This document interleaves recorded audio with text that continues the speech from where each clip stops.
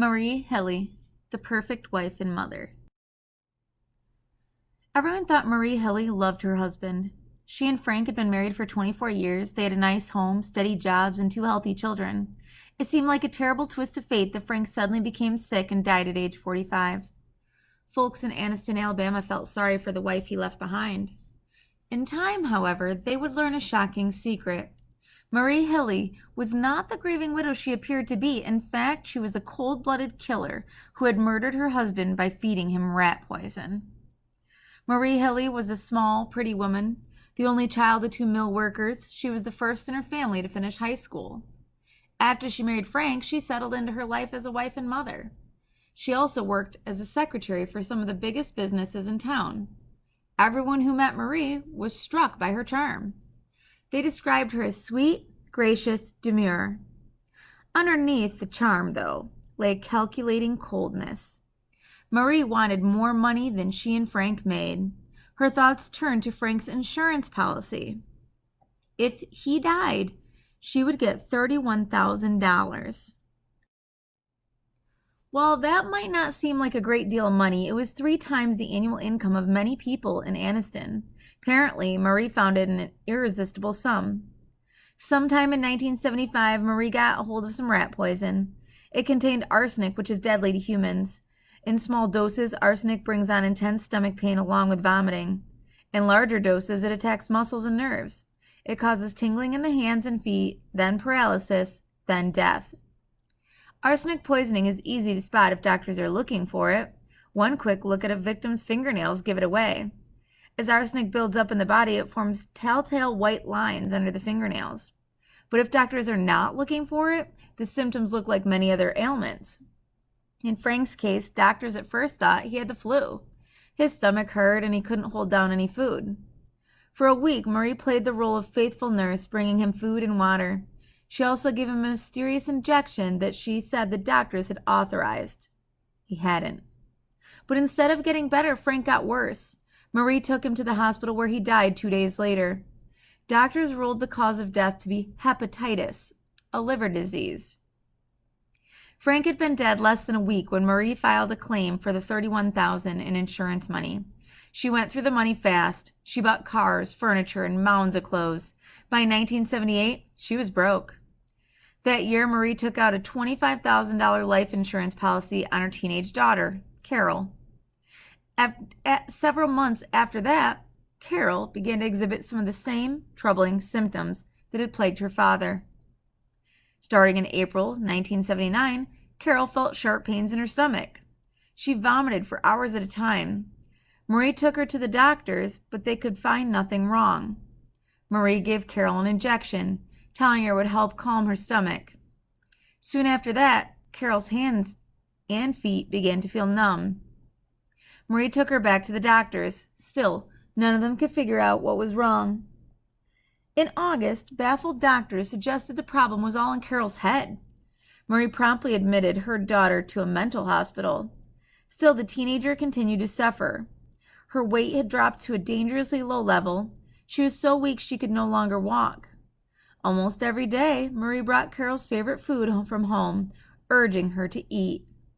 After every meal, though, Carol seemed to get worse. By September, at least one doctor suspected Carol had been poisoned. He thought she might have been accidentally exposed to something toxic. The doctor told Marie his fears. He said he planned to run some new tests. Before he had the chance, Marie checked Carol out of that hospital. A few days later, with her daughter near death, Marie took Carol to a different hospital.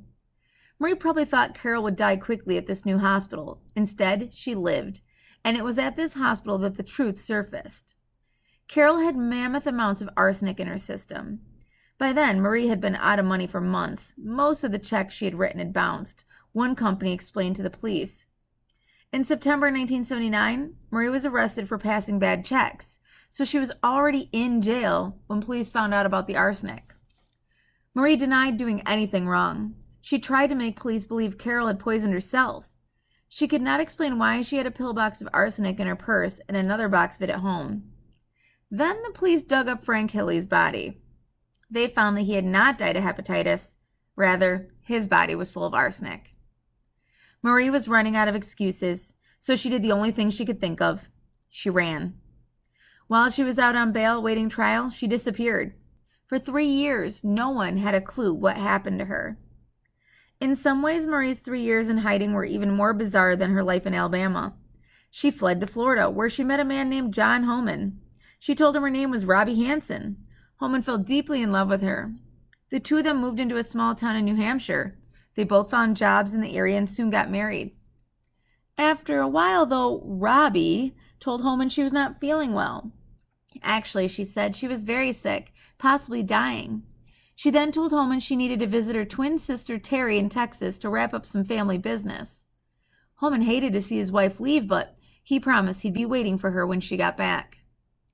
A month after Robbie left, Homan got a call from a woman claiming to be Robbie's twin sister Terry.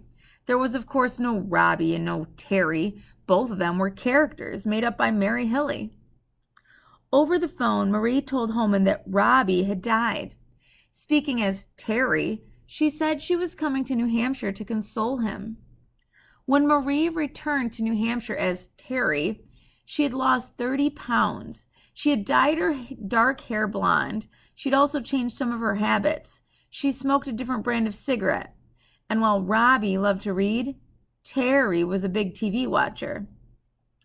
Homan was surprised to see how much Terry looked like his dead wife, but he figured that wasn't unusual for twins. He accepted Terry into his home and introduced her to his friends. Marie might have gone on living as Terry if not for a mix-up by police. Local officers mistook Marie for another criminal who was in the area. They brought her to the police station for questioning. There, she shocked everyone by admitting her true identity. In 1983, Marie Hilley was brought back to Alabama and put on trial for her crimes. The jury quickly found her guilty. She was sentenced to life in prison. But Marie Hilley's story did not end there. 4 years after her trial, she escaped from prison. She was found 4 days later outside a house in her hometown. She was slumped over in the rain and mud, purple with cold. She was rushed to the hospital but died of hypothermia and heart failure. When Marie Hilley died, many people were left shaking their heads in bewilderment. It was hard to believe that a woman would kill her husband for a few $1,000s.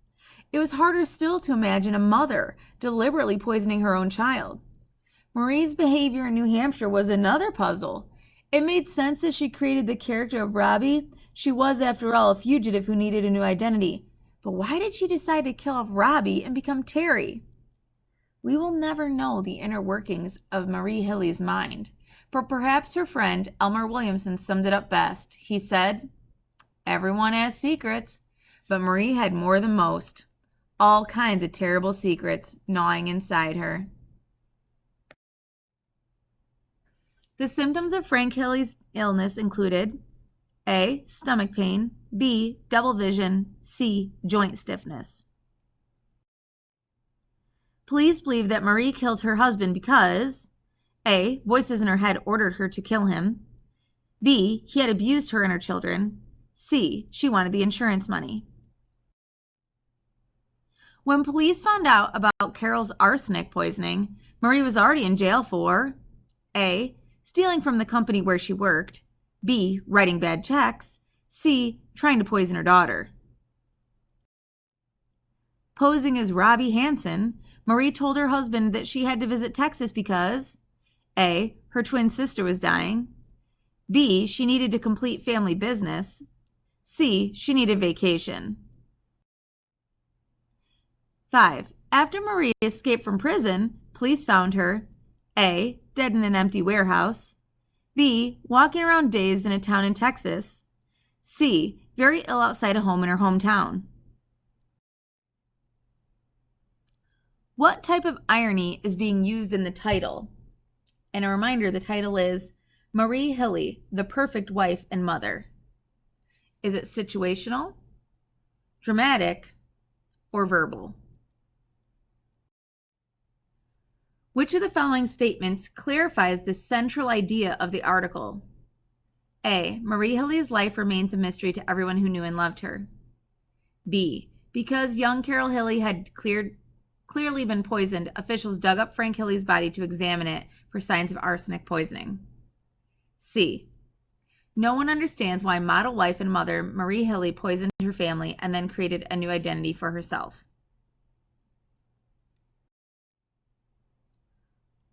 8. What is the author's purpose for writing this article? Is it A, to persuade you, B, to inform you, or C, to entertain you? Once you've done this, play pause it, watch the short YouTube clip on Marie.